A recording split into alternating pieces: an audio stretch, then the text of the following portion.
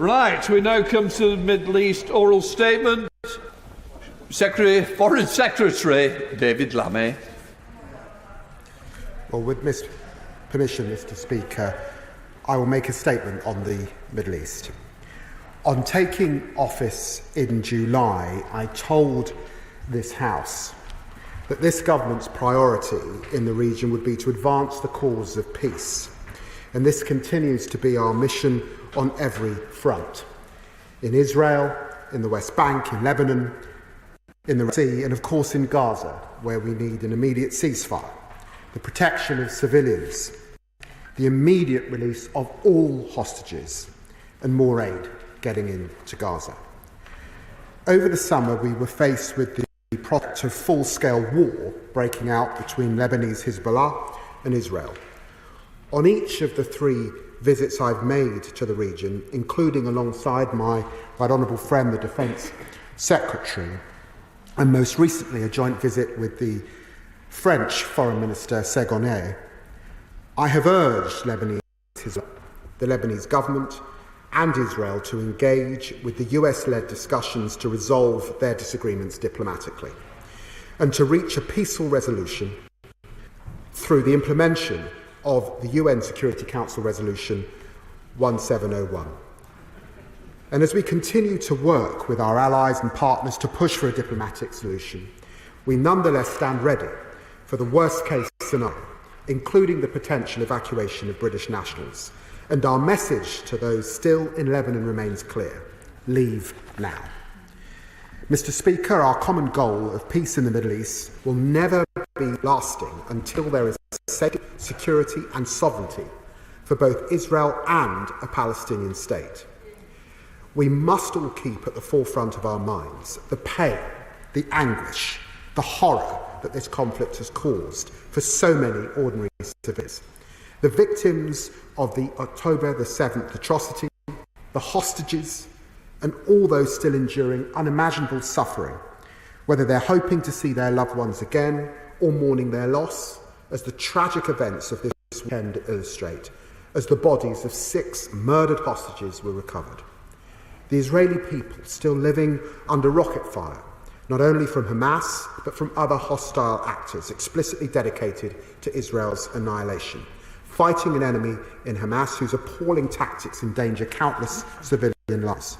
And the innocent Palestinians, tens of thousands killed in the fighting, their numbers growing by the day, including distressing numbers of women and children, many mothers so malnourished they cannot produce milk for their babies, families struggling to keep their children alive, disease and famine looming ever larger, heroic humanitarians putting their lives on the line to help others, like the brave aid workers I met from the United Nations agencies, and from the Palestinian Red Crescent Society warehouse I visited alongside France's Foreign Minister last month. Indeed, last Thursday, the UK led a session at the United Nations Security Council encouraging a continued global focus on the protection of civilians in Gaza, including the need for action on polio. And now, deeply worrying, the escalation we're seeing in the West Bank as well as in Gaza, with many communities facing settler violence amid an ongoing occupation, and so many on either side of this terrible conflict convinced that the world does not grasp the reality of Israel's predicament or the depth of Palestinian suffering. Throughout my life, I have been a friend of Israel, a liberal, progressive Zionist who believes in Israel as a democratic state and a homeland for the Jewish people, which has both the right to exist and defend itself. But I believe also that Israel will only exist in safety and security if there is a 2-state solution that guarantees the rights of all Israeli citizens and their Palestinian neighbours, who have their own inalienable right to self-determination and security. Mr. Speaker, as concern at the horrifying scenes in Gaza has risen, many in this House, as well as esteemed lawyers and international organisations, have raised British arms export licensing to Israel. After raising my own concerns from opposition on taking office, I immediately sought to update the review. And on my first appearance as Foreign Secretary in this House, I committed to sharing the review's conclusions. We have rigorously followed every stage of the process which the previous Conservative government established. And let me first be clear on the review's scope. This government is not an international court. We have not and could not arbitrate on whether or not Israel has breached international humanitarian law. This is a forward-looking evaluation, not a determination of innocence or guilt, and it does not prejudge any future determinations by the competent courts. But facing a conflict such as this, it is this government's legal duty to review export licences. Criteria 2C of the Strategic Export Licensing Criteria states that the government will not issue export licences if there is a clear risk that the items might be used to commit or facilitate serious violations of international humanitarian law. It is with regret that I inform the House today the assessment I have received leaves me unable to conclude anything other than that for certain UK arms exports to Israel, there does exist a clear risk that might be used to commit or facilitate a serious violation of international humanitarian law. I have informed my Right Honourable friend, the Business and Trade Secretary, and he is therefore today announcing the suspension of around 30 from a total of approximately 350 to Israel as required under the Export Controls Act. These include equipment that we assess is for use in the current conflict in Gaza, such as important components which go into military aircraft, including fighter aircraft, helicopters and drones, as well as items which facilitate ground targeting. And for transparency, this government is publishing a summary of our assessment.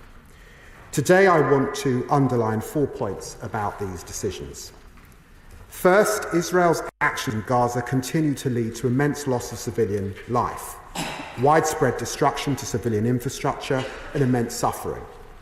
In many cases, it's not been possible to reach a determinative conclusion on allegations regarding Israel's conduct of hostilities, in part because there is insufficient information either from Israel or other reliable sources to verify such claims.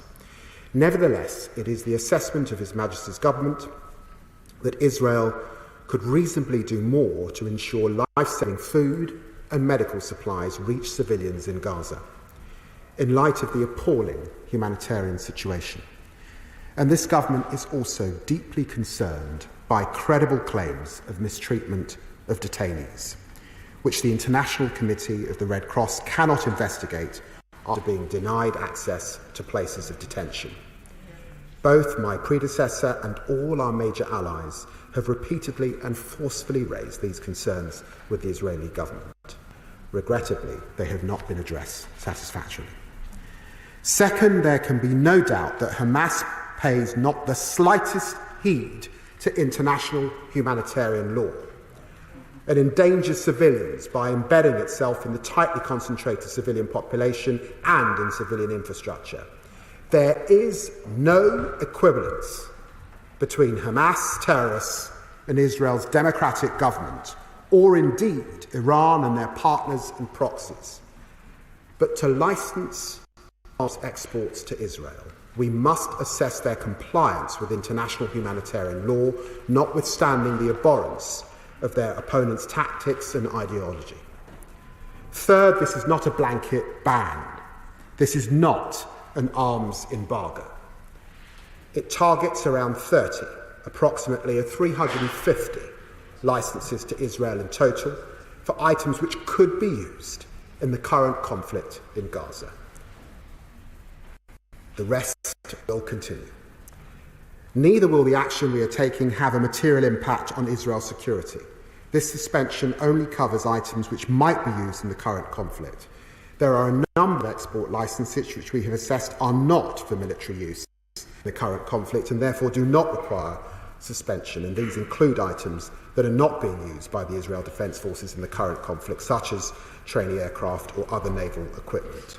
And these also include export licences for civilian use, covering a range of products such as food testing chemicals, telecoms and data equipment. Nor will it prejudge the international collaboration, global F-35 programme that supplies aircraft for more than 20 countries. And that is crucial to wider peace and security. Indeed, the effects of suspending all licences for the F-35 programme would undermine the global F-35 flight supply chain that is vital for the security of the UK, allies and NATO. Therefore, the Business and Trade Secretary has exempted the licences for his decision. Fourth, the government will keep our position under review. Commitment to comply with international humanitarian law is not the only criteria in making export licence decisions.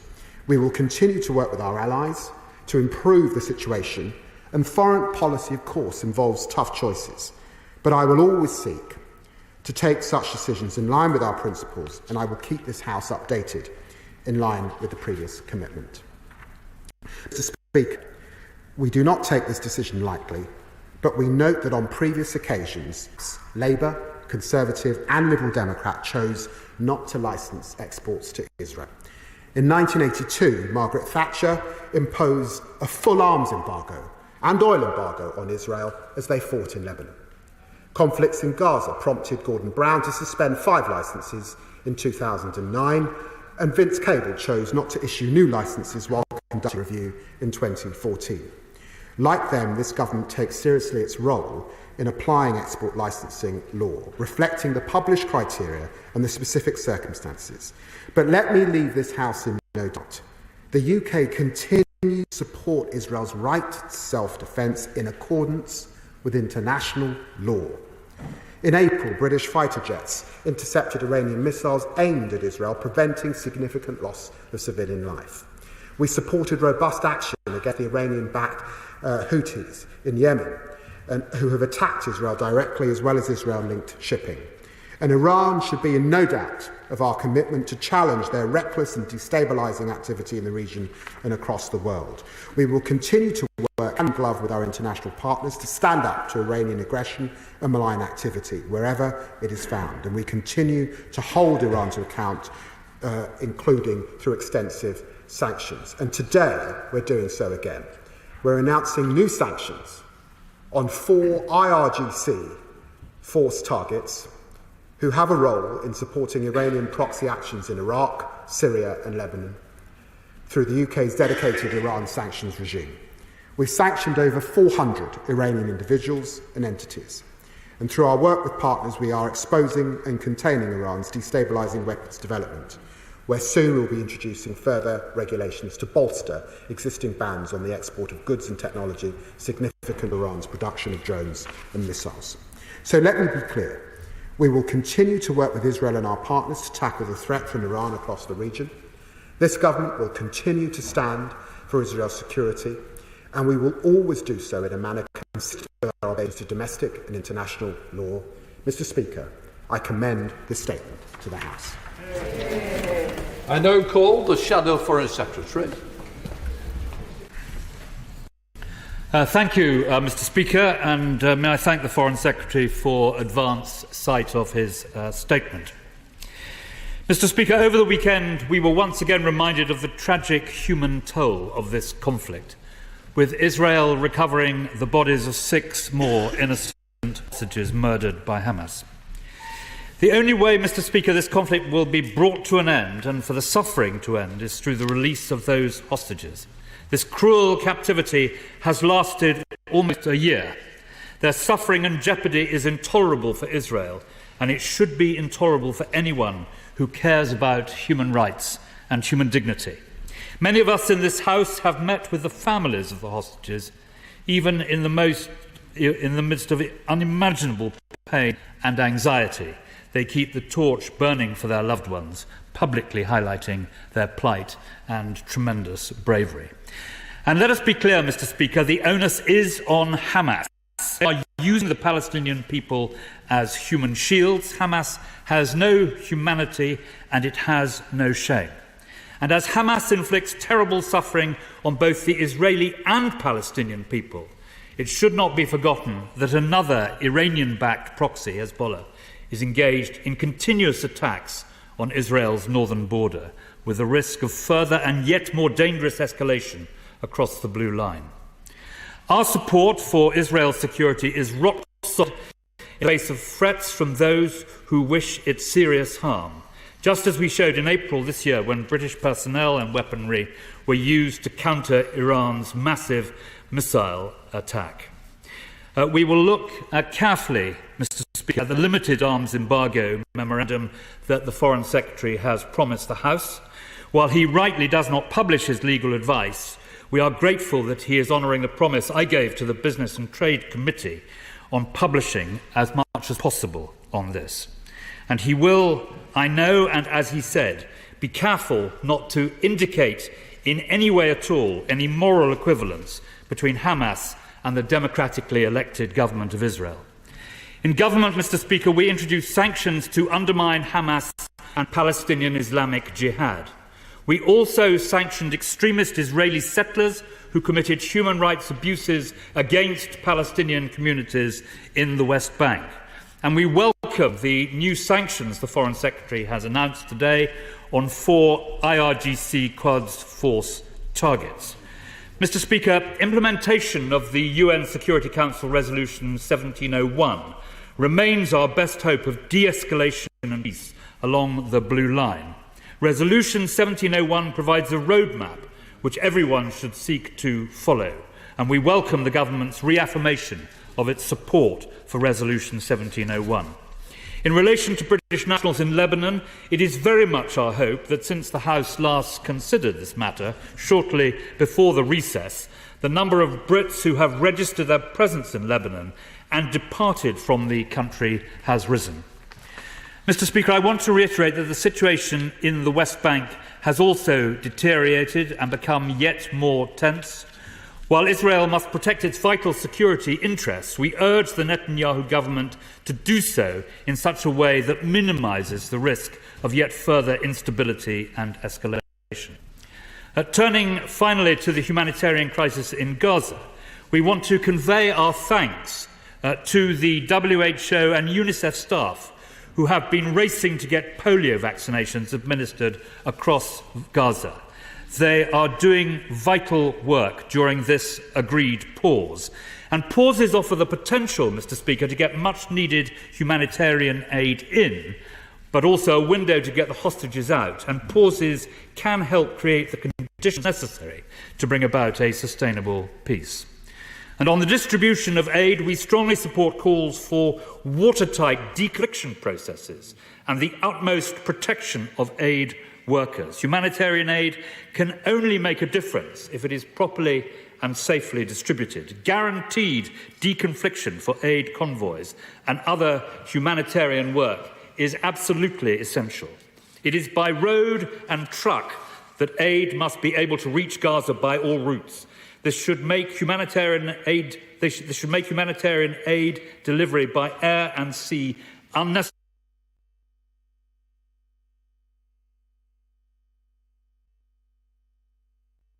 More aid over the border to desperate people. To conclude, Mr. Speaker, we all want the terrible suffering of both the Israeli and Palestinian people to end.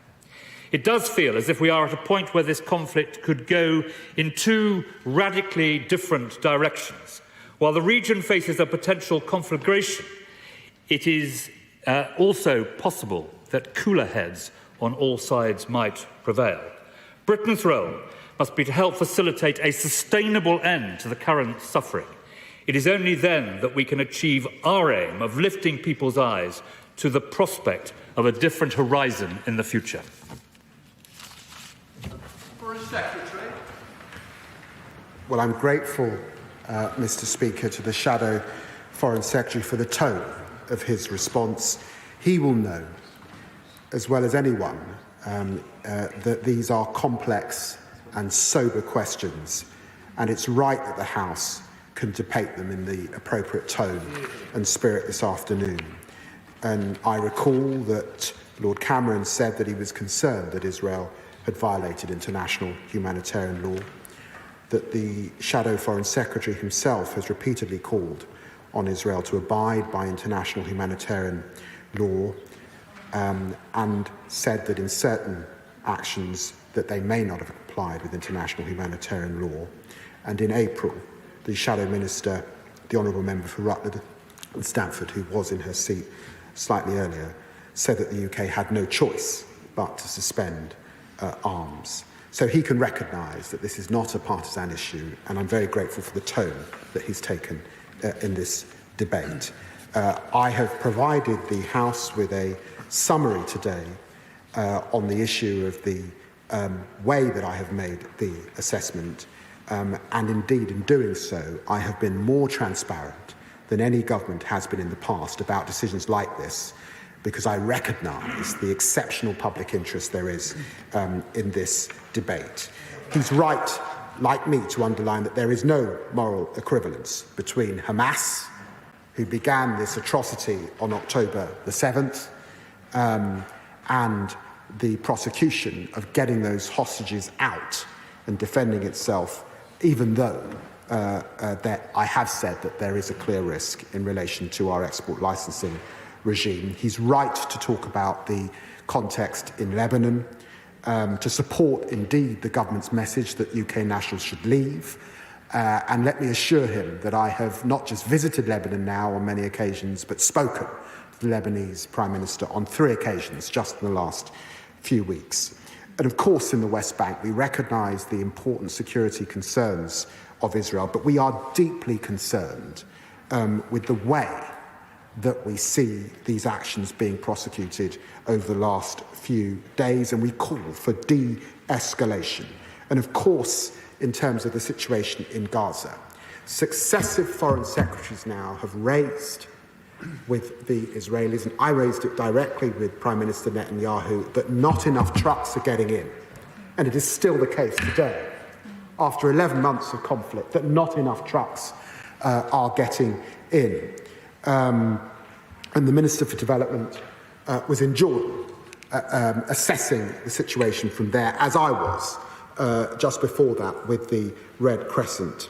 It has been important for us to demonstrate leadership in the UN and to press to get these pauses so the children of Gaza can be vaccinated against polio. We have that pause in place, I think, between 8 a.m. and 2 a.m. Or 2 p.m. In the afternoon, so that those children can get the vaccinations they need so that they don't suffer. John Butler. So that was the Foreign Secretary, David Lammy, addressing the Commons, saying that the UK is to suspend 30 arms export licences to Israel, including equipment for fighter aircraft, helicopters, drones as well. He said, "It's with regret that I inform the House today the assessment I have received leaves me unable to conclude anything other than that for certain UK arms exports to Israel, there does exist a clear risk that they might be used to commit or facilitate a serious violation of international human law." Well, as you can see, our international affairs editor, Dominic Waghorn, is here in the studio with me. It feels, Dominic, that this is a big deal. It is a big deal. I mean, for a country like Britain that is such a staunch supporter and ally of Israel to suspend even some of its arms sales licences to Israel, and having been under pressure, both this government and the previous Conservative government, and resisted that pressure for so long, it's a partial suspension of arms sales. It's not an arms embargo, as David Lammy was at pains to point out. It was caveated with various other reassurances, and particularly saying there's no moral equivalence between what Israel is doing and what Hamas is doing.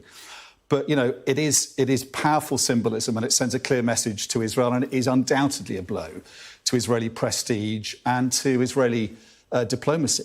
And it's presented as very much a sort of legal process. So what David Lammy is saying is that since he took office, he announced a review of the way arms sales are being organised and licensed to Israel, and the legal advice he's getting is undeniable. That, as you were saying, that there is a clear risk that items might be used to commit serious violations of international humanitarian law. And then he kind of details what those risks are and what the concerns are for the British government. Her Majesty's government, he says, is concerned about the inability and the failure to get enough food and medical supplies into Gaza, deeply concerned by credible claims of mistreatment of detainees in prison, something that's caused enormous concern, and saying, regrettably, not enough has been done to address that satisfactorily. And in the preamble to this as well, he talked about the escalation of violence of Israeli military activity in the West Bank as well, although that wasn't named as a reason for doing this. But clearly there's a lot of concern in the government about the way things are going in Israel, and the feeling is that Israel is not doing enough to reassure the people, the countries it's buying its weapons from, that they are meeting the requirements for licensing those sales. As you say, 350 licences are issued for arms sales to Israel. Only 30 of those have been suspended.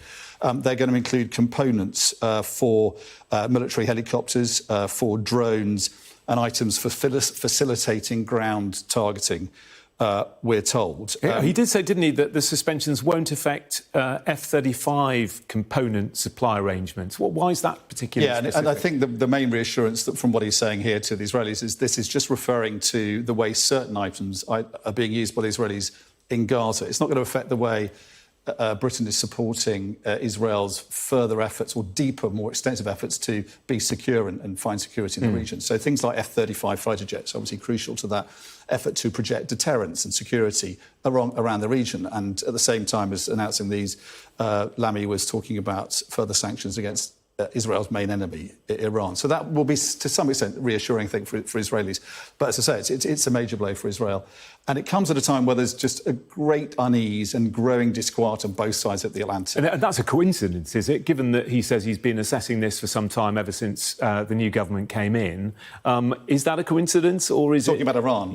No, I'm talking about what's been going on in the last 24 hours in Israel, with the hostages' bodies going back to Israel, the 500,000 people on the streets. I think, in terms of the process, there's clearly a process that's been underway since the beginning of this government. And he initiated this review. And obviously he's been under pressure from elements within his party, more pressure than the Conservative government was under from elements within its own party. So he's been under pressure to do this. He initiated a process and it's reached its conclusions. As to the timing of the announcement, I'm not entirely clear. But certainly there is concern about, particularly in the last 24 hours, but there's real concern, and has been for weeks now, about what is seen as foot-dragging by the Israeli Prime Minister, Benjamin Netanyahu, who is felt by both British, European governments and also American diplomats not to be doing enough to make this ceasefire deal work. And I think we've been hearing from Joe Biden in the last few hours, asked about whether he feels the Israeli Prime Minister is doing enough to make that ceasefire deal work. Yes, well, it's very interesting because the President has been speaking along those lines. Let's have a listen to what he had to say. Are you planning to present a final hostage deal for both sides this week? We're very close to that. What makes you think that this deal will be successful in a way that the other deals were not? Hope springs eternal. Mr. President, do you think it's time for Prime Minister Netanyahu to do more on this issue? Do you think he's doing enough? No. Dominic, a quick thought on that? Well, I mean, it is in line with what we know about the way Joe Biden views the way the Israeli Prime Minister has not been doing enough to make the ceasefire deal work. I mean, I think 6 months ago he said that Benjamin Netanyahu was doing Israel more harm than good. But I think it's pretty emphatic there, what he's saying. He doesn't feel that Netanyahu is doing enough to make the ceasefire deal happen. And clearly there's a huge amount of unease as well, it seems, on the British side as well. So a lot of soul-searching, I think, for Israel as the way it views its relations with allies in Europe and in America. Indeed. In the light of the UK's action and what the President is saying there. OK, thank you very much indeed, Dominic Waghorn there. The breaking news this hour, the UK is to suspend 30 arms export licences to Israel, including equipment for fighter aircraft, helicopters and drones. Plenty more after this short break. The reported deaths of Palestinians and increased settler violence resulting in illegal occupation and violent land theft. Amid this escalation, the US has imposed sanctions on Israeli groups. Medical Aid Palestine have claimed the UK government has not acted with due urgency. So, can the Foreign Secretary clarify the government's position on this issue and what immediate actions the government will be taking other than condemnation of this action?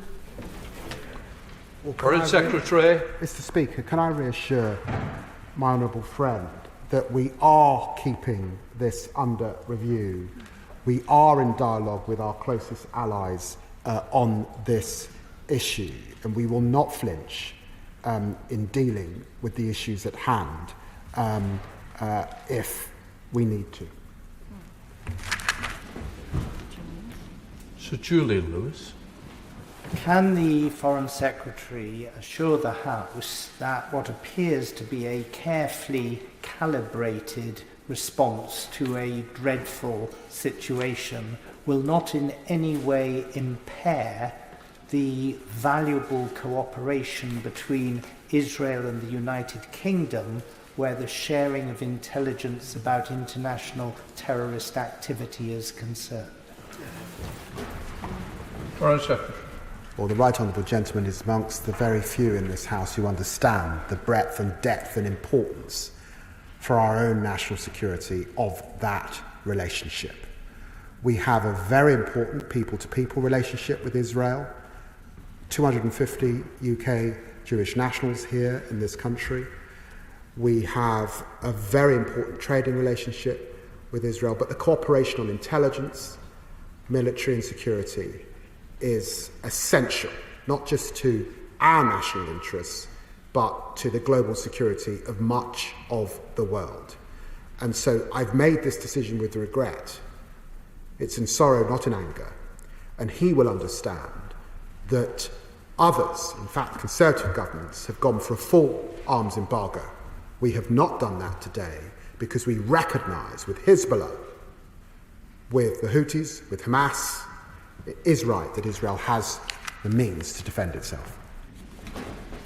Emily Thornbury. Mr. Speaker, could my right honourable friend just reiterate the very important point, which is this is not an arms embargo on Israel. We continue to support Israel's right to defend itself and will continue to sell it arms, but that the rules underpinning our control of arms are as they have always been, which is that the UK will not permit the sale of arms if they might be used for internal repression or international aggression. And for that reason, we have cut the number of arms export licences by 30. Secretary of State. Well, my right honourable friend spent a few more years at the bar than I did. And she knows that in making this very sober assessment, it is based, Mr. Speaker, on a clear risk. And on the basis of that clear risk, it is arms and weaponry that may be used in Gaza that we have sought, and it amounts to around 30 that we have sought to suspend. It's, of course, our sincere hope that we get to that ceasefire and the sustained position that will allow us, of course, to resume working in the way that we would normally work with our Israeli friends. Walters. Thank you, Mr. Speaker. I too met the mother of Hirsch Goldberg-Polin in Jerusalem, and it's a terrible tragedy that his name has joined the list of many thousands of innocents who died in this conflict over the last few months on both sides. Now, the Secretary of State will know that I've been long concerned about the situation in the West Bank. And I understand that the measures he's taken today, and indeed sanctions generally, are not purely performative. He wants them to have some bite. So I wanted to ask you about the case of Hilltop Youth today. This organisation, violent settler organisation, was sanctioned by the previous government earlier this year and was recently described as a bunch of terrorists by the head of the Internal Security Service in Israel. And yet our sanctions seemingly have had no impact on their behaviour or their conduct and the violent persecution that they're visiting upon innocent Palestinians in the West Bank. So will he consider extending our sanctions to those who support and sustain this organisation and others, both within Israel and externally? Because if we're going to be taken seriously on an international stage, whether it's in Iran, in the case of Iran, or these violent organisations, our measures have to have bite and effect, and at the moment, seemingly, they aren't. Foreign Secretary. Well, the right honourable gentleman who has raised these issues consistently in this House now over many years is absolutely right to draw focus to what is happening on the West Bank. And that is not because of the immediate violence that we've seen over the last 2 days. It's because the level of violence, the expansion, the sense of impunity that one sees when one is in the West Bank is of huge concern. Can I reassure him that I continue to work with allies and I continue to keep these matters under close review?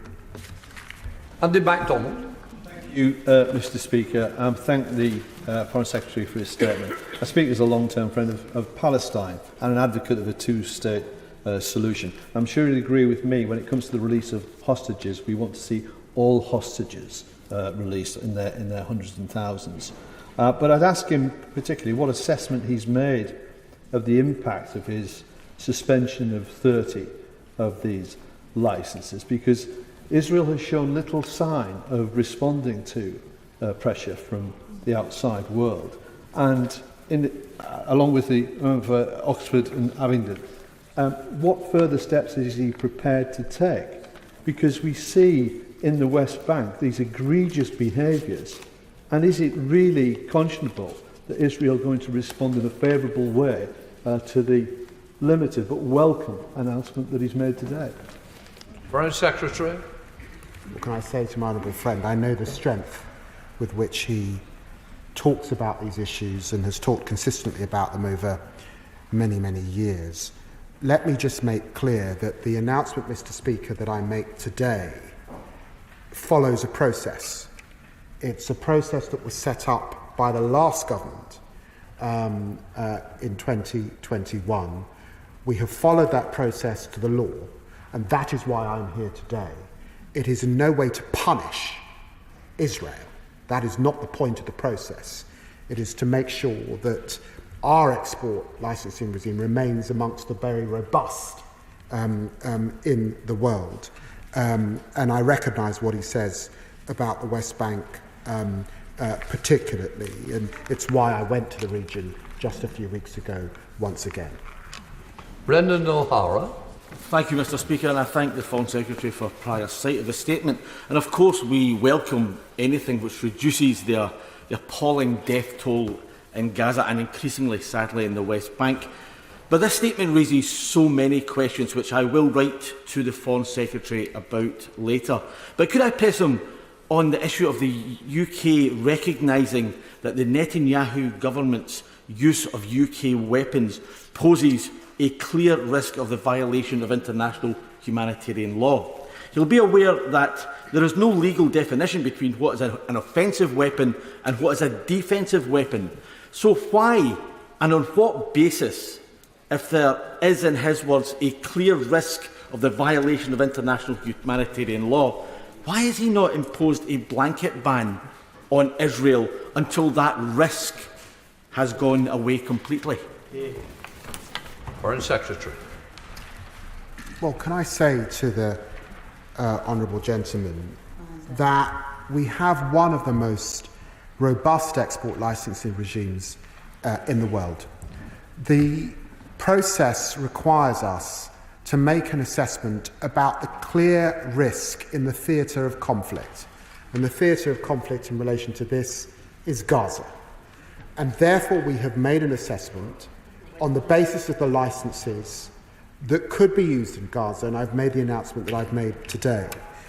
But I think that the honourable gentleman, in the thrust of his remarks, notwithstanding the concerns around international humanitarian law in that theatre of action, should recognise the real threats that Israel faces from Lebanese Hezbollah, should recognise what the Houthis are doing now in the Red Sea, and recently we saw this terrible attack on a Greek oil tanker just over the last few days, and recognise the long-standing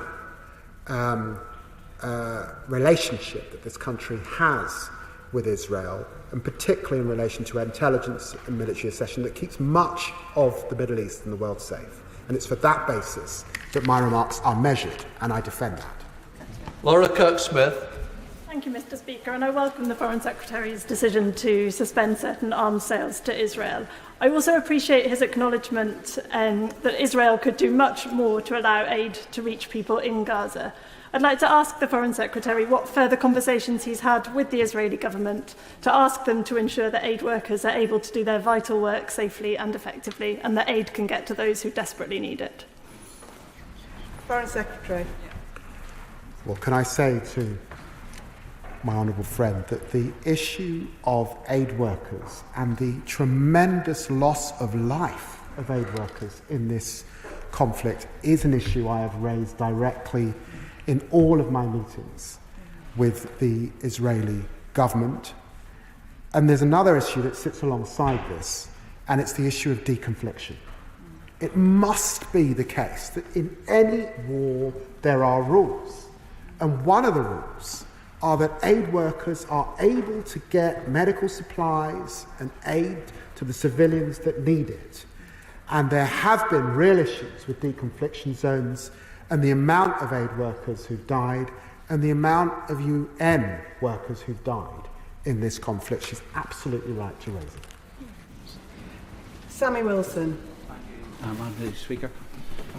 The only people who will be overjoyed by this decision today will be the Hamas terrorists who murdered in cold blood 6 hostages at the weekend. They have been handed a line of hope that this government will not stand firm in its defence of Israel's right to defend itself. And let's look at the threadbare arguments that the Minister has used today. That these arms might be used to breach international humanitarian law.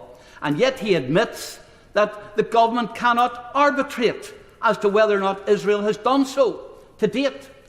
That civilian deaths have been caused.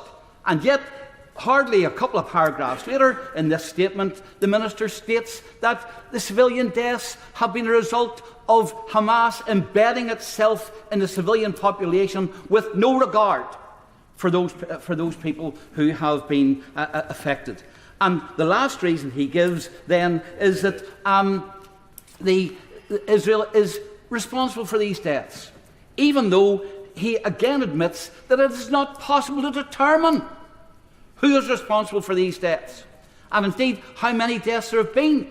We rely on Hamas propaganda in most cases for that. I would say to the Minister today that this is a bad decision. It is a decision which we will come to live to regret, and it's one which, unfortunately, I believe has been a result, maybe a lot of the pressure which Labour MPs have found in their seats as a result of pro-Gaza protests. Trey. Well, can I say to the honourable gentleman that this party supported British fighters taking to the skies in defence of Israel when missiles were being delivered from Iran. We did that on April the 13th. This party supported the last government in their defence of Israel following the attacks we've seen from the Houthis in the Red Sea. And I would also remind him that I have not gone as far today as Margaret Thatcher went in 1982. Governments of both types, Vince Cable, Liberal Democrat, Gordon Brown, have had to make these difficult decisions. And I stand by both a party and, I hope, at a chamber that recognises the importance of international humanitarian law and the clear risk assessment that we have been required to make sure that we are not in breach of that as a country. Chianwara. Thank you, Madam Deputy Speaker. I welcome the government's decision to suspend certain arms licences to Israel. My constituents are horrified by the unimaginable and unacceptable suffering in Gaza and certainly would not want any British exports to contribute to it. And my constituents are also horrified by the unimaginable and unacceptable suffering of the hostages held for over 11 months now, to many of whom who have been killed. Now, the Foreign Secretary will have seen the protests in Tel Aviv last night and the strikes called by Israeli labour unions to try to persuade the Israeli government to strike a deal and bring the hostages home. From his discussions with the Israeli government, what does he see as the main obstacles to a deal which brings the hostages home and which delivers a ceasefire in Gaza? Foreign Secretary. Well, my honourable friend asks a very good question, and Madam Deputy Speaker, She's absolutely right. What brings this to an end is a ceasefire.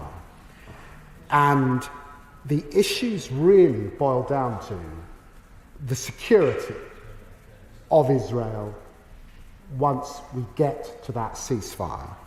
And she will have read, no doubt, the issues around the Philadelphia corridor particularly, and the ability or Israel's insistence at this stage that they should be present still in Gaza, and that being a matter of discussion. There have been previously also issues around not just the hostages that must come out, and she's absolutely right, those hostages must come out, but also the prisoners that it's hoped would leave Israel's prisons as well, the Palestinian prisoners particularly. But the truth of this is that we are now reaching a decisive point, as Joe Biden has said. We can get there, and we need to get there to bring to an end this horror that's now gone on for many, many, many, many months. Jeremy Corbyn. Thank you, Madam Deputy Speaker. The Foreign Secretary will be very well aware of the decisions made by the ICJ and the ICC. He'll also be very well aware that the world has condemned Israel for its illegal occupation of the West Bank, the settlement policy, and the killing of 40,000 people in Gaza. The suspension of some arms contracts, could he explain what effect that will actually make on Israel's ability to continue the bombardment of Gaza, or will it continue unabated? And will he also explain what role, legally or otherwise, Britain has played in overflying Gaza with surveillance aircraft and the use of RAF Akrotiri as a staging point for aircraft going to Israel, which many people believe are carrying weapons that are used to bomb Gaza? Foreign Secretary.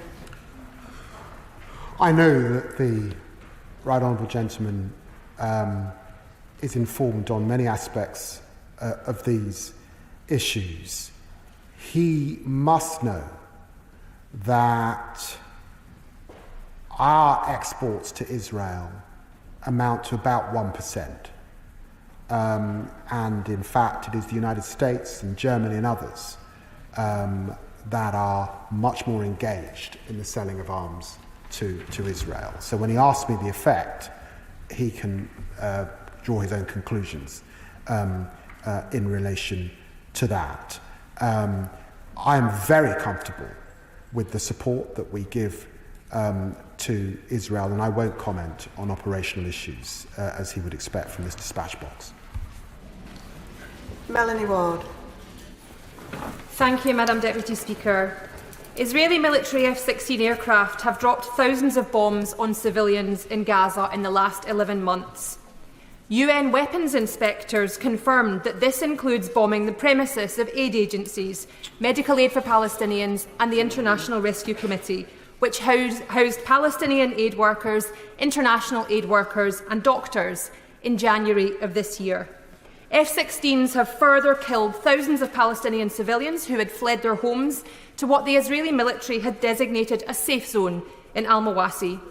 Can I ask the Foreign Secretary if he will confirm that this arms ban will include licences related to the F-16 and that this is in service, if so, of upholding UK and international law and protecting civilian lives? Can I also express extreme concern at the ongoing Israeli military action in the West Bank? Earlier this year, I was in Tulkarem refugee camp after a military raid, and last year, Jenin refugee camp, days after a military raid, both much smaller than what is happening now. The West Bank and Jerusalem are at boiling point alongside the horrors in Gaza. So can I ask the Foreign Secretary, what action is he taking to uphold international law there as well? Foreign Secretary. Well, of course, my honourable friend brings tremendous expertise to this House on the issues on the ground, particularly in Gaza and the West Bank. Can I reassure her that we have fully assessed the export licensing regime and those weapons that might be used in the conflict, and that includes those she mentions, have been excluded. She's quite right to raise the issues of deconfliction, the aid workers who have lost their lives, and I want to reassure her that I have raised these issues with the Prime Minister himself in Israel and with other members of the government and pressed them hard on these issues. And I know, frankly, in coming into this role, that the former Foreign Secretary did exactly the same. And therefore it's on that basis in many ways that we sadly and regrettably have come to the assessment that I've had to today. Mike Martin.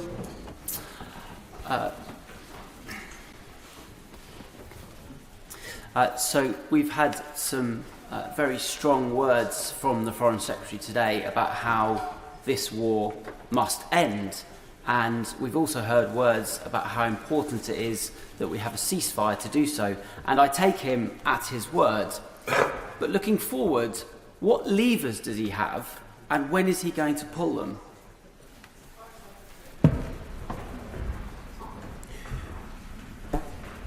The Honourable Gentleman's new to this House, so I tread very gently. But I would urge him to reflect that in the end, to bring about peace, as we saw in Northern Ireland, you need partners for peace. And the principal partners here are Benjamin Netanyahu and Sinwar. And the deal that we have on the table can bring about that peace. And I have to tell him, in the last 8 or 9 weeks in office, I have spent more time on this issue than any other issue pressing to get that ceasefire.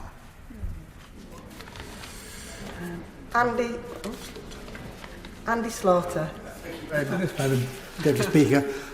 We've seen the most serious incursions into the West Bank for 20 years, and that's under cover of the horror that is happening in Gaza, otherwise it would be leading the news. And towns like Jenin completely cut off, the water supply, the streets ploughed up in that way.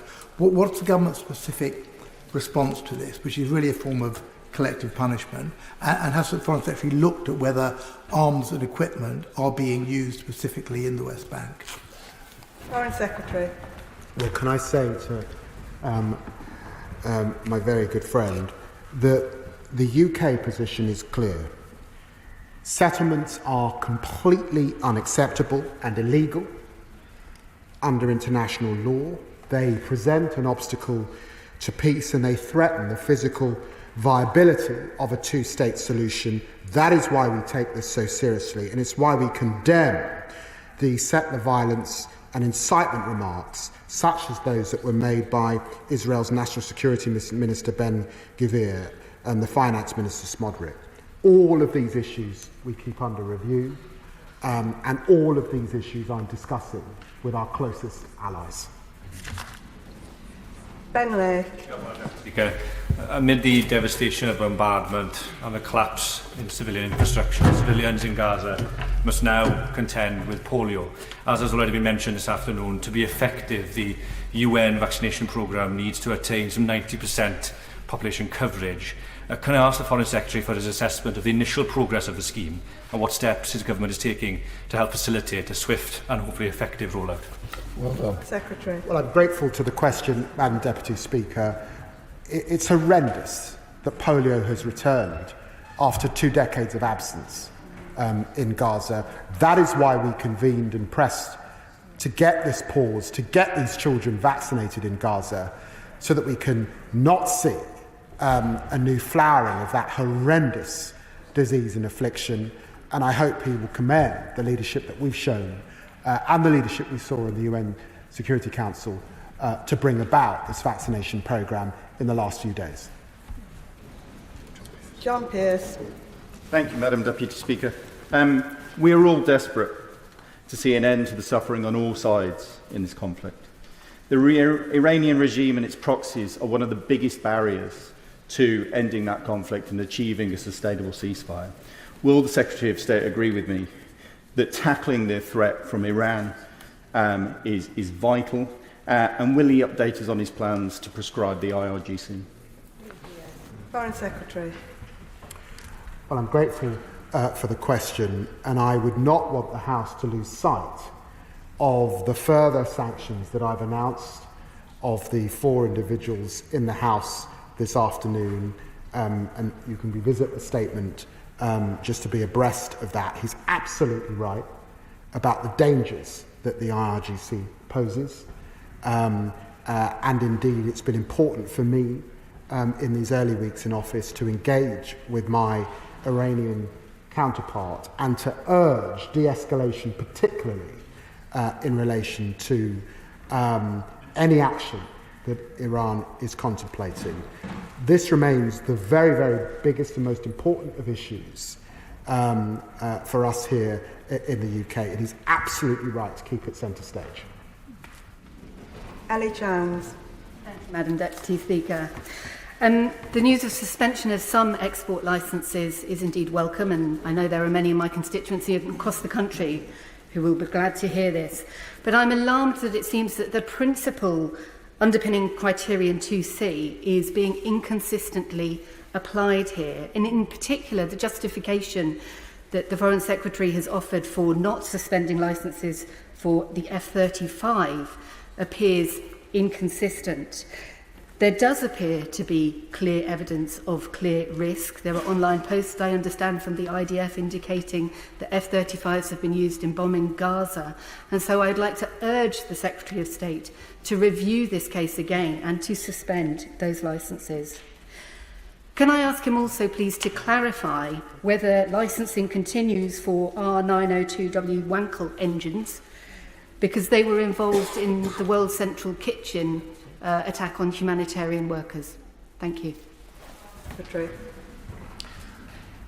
The Honourable Lady asked important questions around the F-35, and it is important for me to state that in looking at the F-35, it's important to understand that there is a global supply chain. She will recognise threats, very, very serious threats that exist across much of the globe in other terrible theatres of conflict.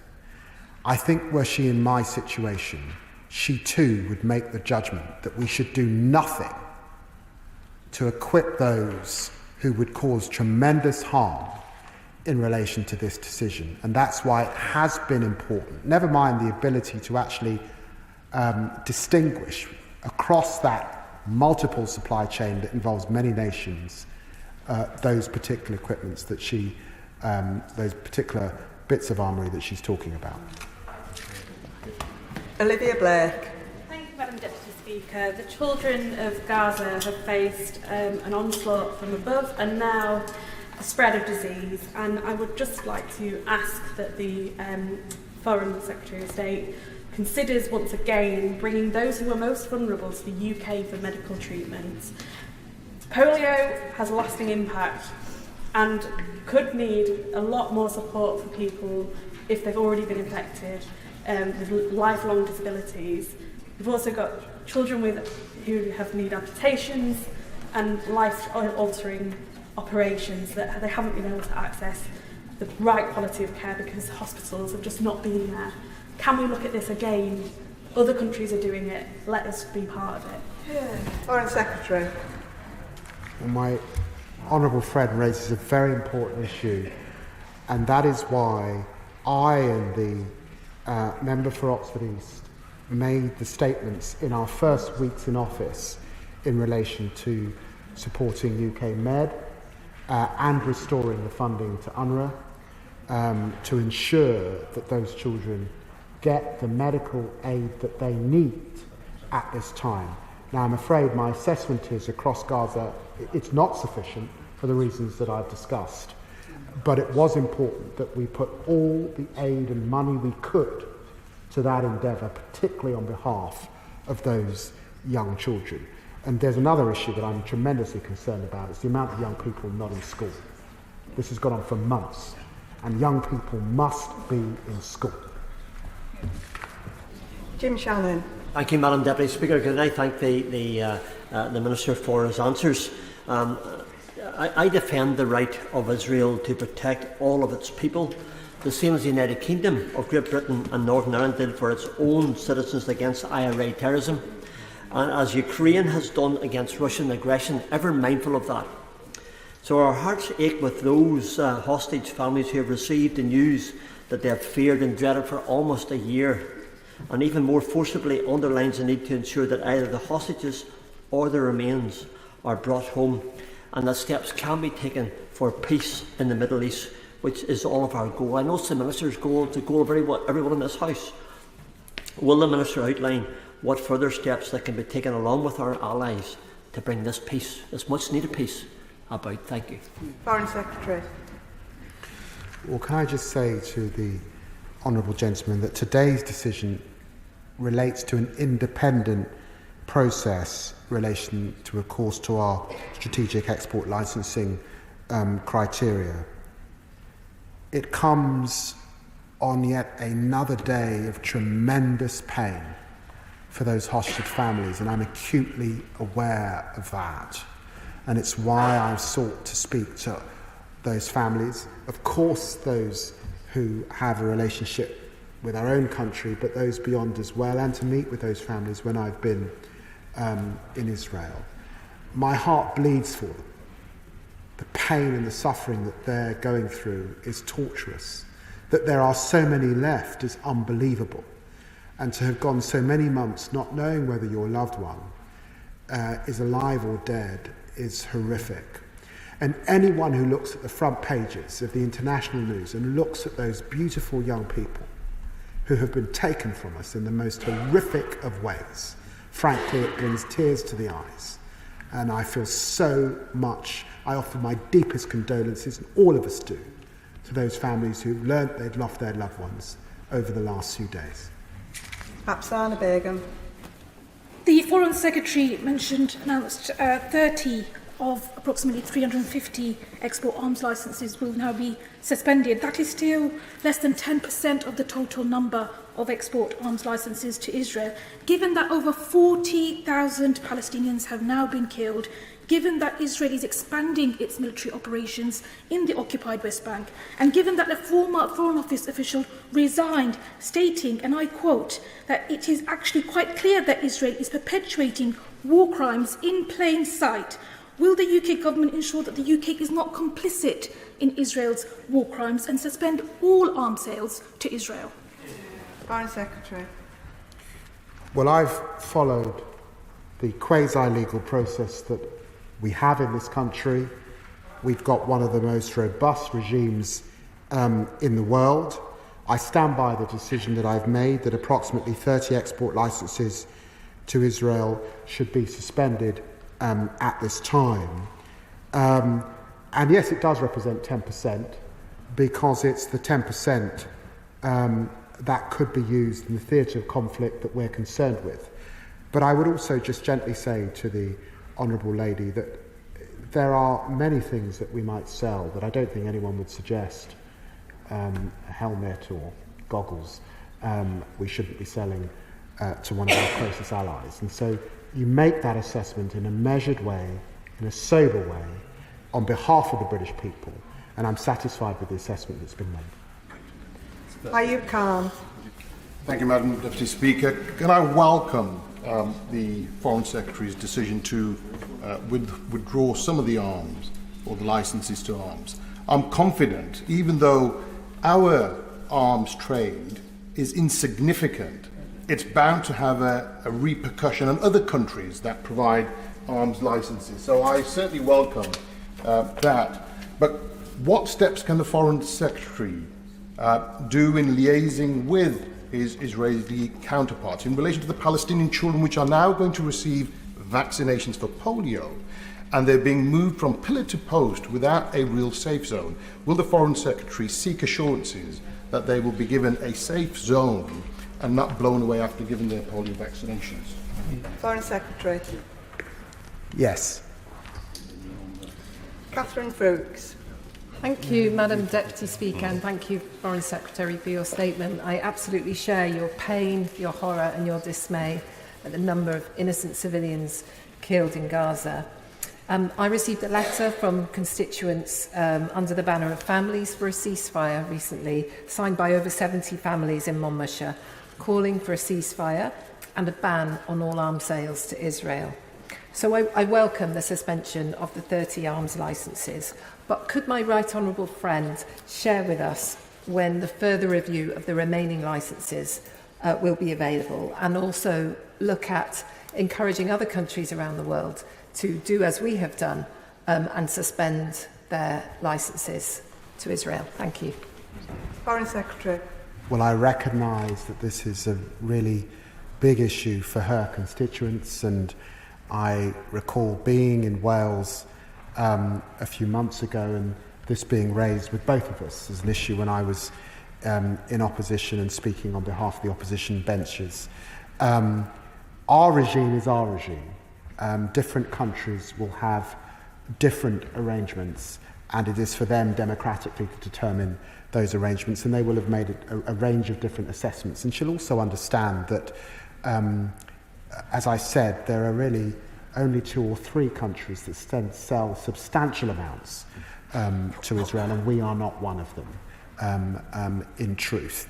The assessment that has been reached, regrettably, today, I think should satisfy all those who've been concerned with any breaches of international humanitarian law on the basis of a clear risk, which is the export licensing criteria.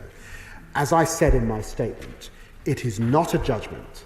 It is not for me or the government or any of us in this place to act as judge and jury. That is a matter for the appropriate international courts and must be determined in the usual way. And so I just emphasise it's the clear risk judgment on our export licence regime that is required to make this judgment. Chris Murray. Thank you. I welcome the government statement today, and I know that many of my constituency will as well. Our overwhelming priority must be an immediate ceasefire in Gaza.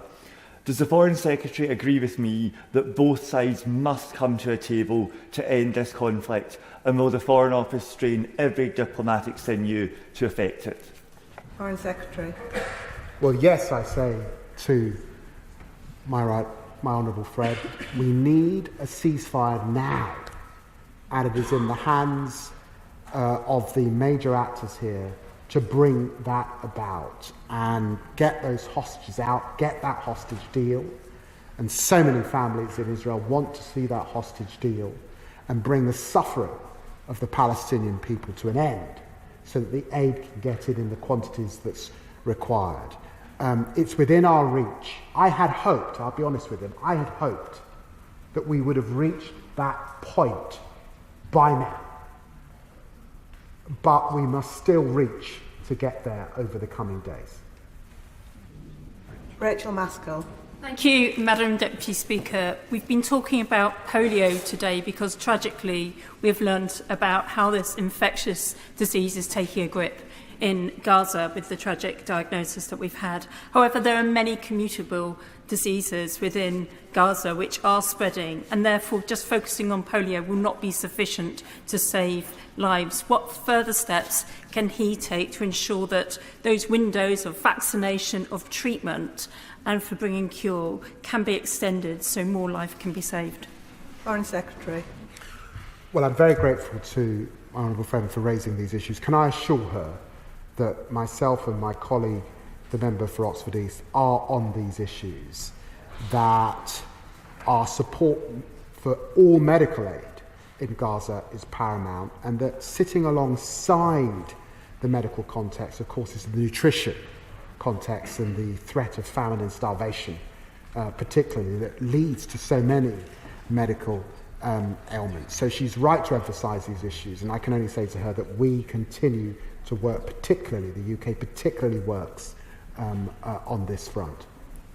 Alice MacDonald.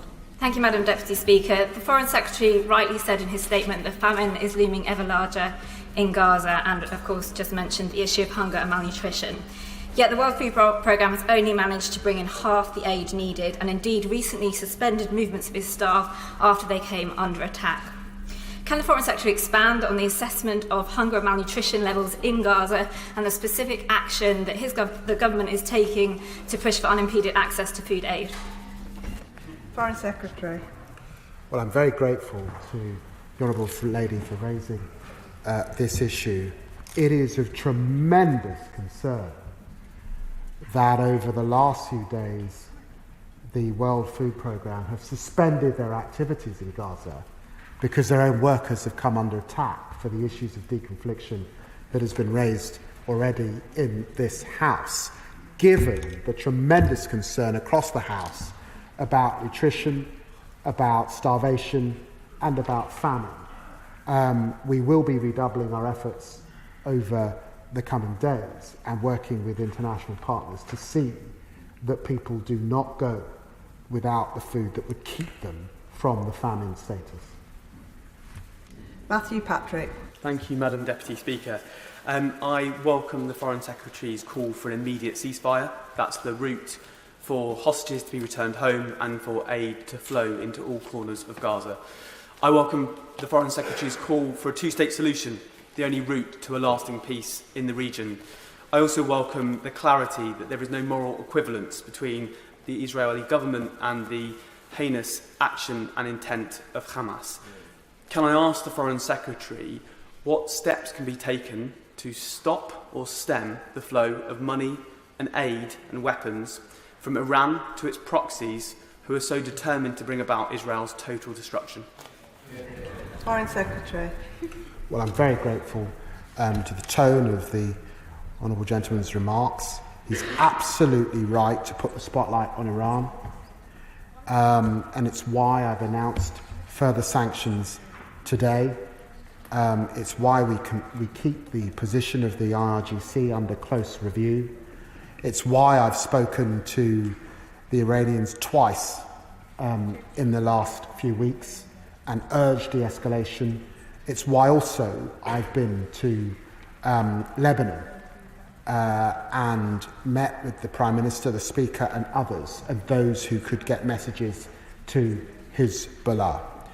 We have amongst the very best military intelligence capability in the world, working with our partners.